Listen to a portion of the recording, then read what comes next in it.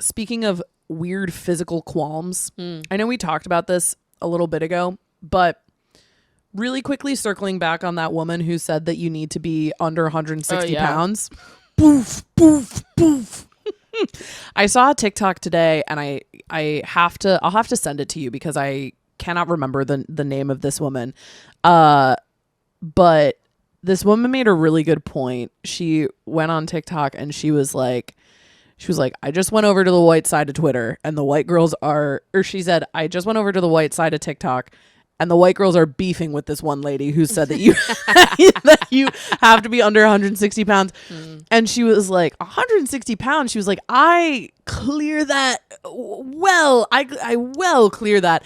And she made a really good point where she was just like, man, like whiteness is a disease. And I was like, whiteness is a disease that like white women have convinced themselves, because it is specifically white women. Well, it's also like 160 is like literally, I don't think I've been 160 since I was like 13 or 14. I straight up.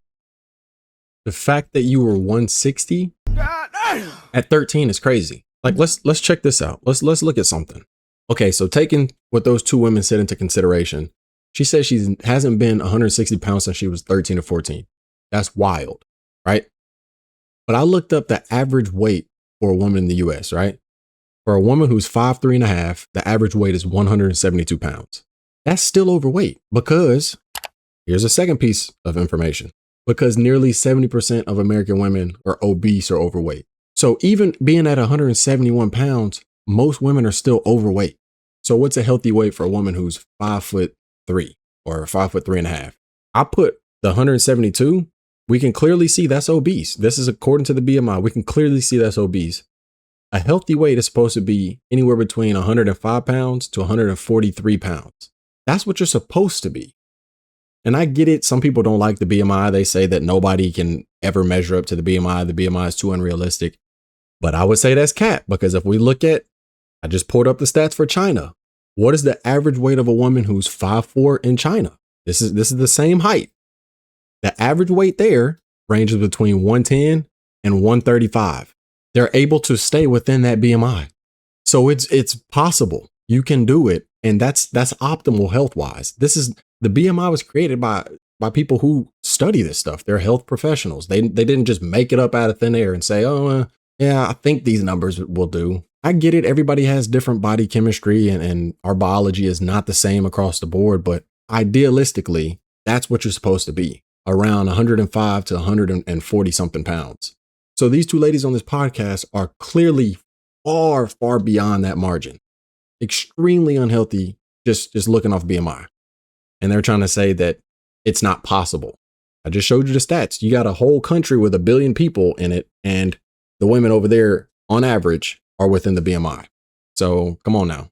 Literally, I don't think I've been 160 since I was like 13 or 14. I straight up, I think the last time I was 160, I was maybe like 11. Right. I'm like, it was so long. 160 at 11 is insane. Not gonna lie. I had to pause real quick. That's crazy. When I was 11, I was probably like 95 pounds, maybe 100 pounds. That's it. Long ago, it's like, that's a very small number to a lot of the population. So small. If I was 160, I would consider myself to be like malnourished. Totally. You know what I mean? There's no universe where I would be 160. No. I don't think there's any universe where I'm under 200. I actually, to me, no. like 200 to me is, I'm like, oh, she is like tiny. She is teeny tiny. I'm like, I turn to the side, I completely disappear. Right? Look, that's the culprit right there. Look, they both drinking Cokes. She is teeny tiny. I'm like, I turn to. That's the culprit right there. That's why you can't be under 200. That's why. And you're laughing and giggling about it. This is the problem in America, is too many people consuming processed sugars, processed foods. They sit here all day. They just live sedentary lives. They don't go out to the gym and work out. They don't go on hikes or nothing. This is the reason. That's 100% the reason right there in her right hand. Is I guarantee you they drink more of that than they do water. And then they talk about, it's not possible. I can't do it. Yes, you can. You put that can down, you can. The side, I completely disappear. Right. That's how I would feel too. I'm like, I just don't think I don't think that that's what needs to happen That's not here ever. that's not my journey. That's not me, mama. That's not my I'll journey. see you guys later. That's not my story, girl. No, it was so funny because I was like, it's so true. Like this is also just like it's like a problem that fully white women have created for themselves. Yeah. You know, it's like it's us being like, well, we have to be thin, we have to be that just doesn't happen in other like cultures. Mm-hmm. And it's so crazy. It's because obesity is not that much of an issue in other places. I'm gonna be honest with you. Like I just showed y'all statistically, I looked at China, where they're very, very saturated when it comes to their population. They got 1 billion people over there. And the women are able to adhere to their healthy standards. 110 to 140, that was the range that you guys saw when I pulled up the stats. So that's just not true. They're just spreading false information. Talking about other cultures don't do this. Yes, they do. It's just natural for them to, after they eat, they go walk. Or what they're eating and drinking is more natural than what we eat and drink. And they don't just sit around all day like this. Because it is like when I get to the crux of it, I'm like, yeah, that was my entire childhood growing up was a bunch of like thin white ladies being like, well, you have to lose weight, otherwise you're not going to be loved. No, every adult woman in my life growing up as a child had like a number inside their head. Oh my God. That they had to be within like 3 pounds of at any given moment, or they were going to have a full-blown panic attack. I remember adult white women in my family growing up being like, I need to lose 6 pounds. Which is insane. Like 10-pound fluctuations are nothing, by the way. It happens like within the month. Every day you weigh something different. And it's like there are people out there weighing themselves every single day. I'm like, you are giving yourself body image issues. Yes. You are opting. No, what the reason they do that is because it's a parameter of health. When you are a certain age, a certain height, you should weigh a certain amount. So if you're within that certain amount, you can say, okay, I'm healthy. I'm fairly healthy. Obviously, there's a bunch of other stuff that go into if you're healthy or not, but it's a parameter that we look at for health. Just like when you look at your skin, if your skin is clear, that's a parameter of health. These are things that we look at as humans. It's a biological thing that we just look at that indicate whether or not we are healthy. You know, you look at the color of your urine after you pee. Everybody does it. You also look at when you defecate, you look at what your poop looks like. These are all parameters of health. What we all do. So if you get on the scale, they probably avoid it. But if you get on the scale and you see a number that's too low, it could indicate, hey, there's something wrong here. I've been losing a ton of weight and I haven't changed my diet at all. That might be an issue. You might have some type of disease or a sickness or something, and it's your body telling you that. Like these are symptoms of cancer and other things is when you're dropping weight fast, or if you're putting on a ton of weight, you might have diabetes. This is why weight is important. You know, it could let a woman know that she's pregnant if she starts rapidly gaining weight. It's just important information that we can utilize to tell us about what's going on with our health. Into that for whatever reason. Your weight changes every single day. That is what it is. That is life. Mm-hmm. There is not one number that you are forever. And every time you weigh yourself, you're like, I have to lose weight now. Your weight changes daily. Right. It's so insane because fully when I was experiencing disorder, like I fully would weigh myself every single day. Yeah. And it was like, if it was, it was by the decimal point where I was like, oh my God, I have to go harder. 0.2. Oh God. Fuck. 0.2 up today. I'm like, who cares? Who gives a fuck? Who gives a fuck? What are you, fucking stupid?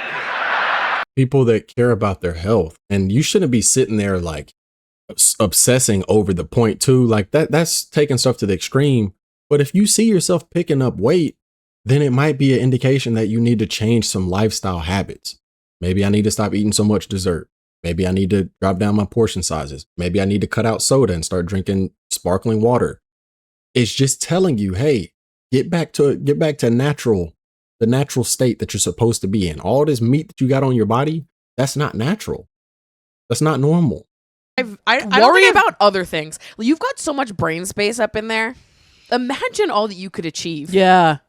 And it's so crazy too, because it's like, not only is brain space taken up by like women who think like this, it's like Their brain space is taken up by how much they weigh, and it's taken up by how much other people weigh too. Right. Why the fuck do you care? Why does it matter? More than 160? Something that I have been doing.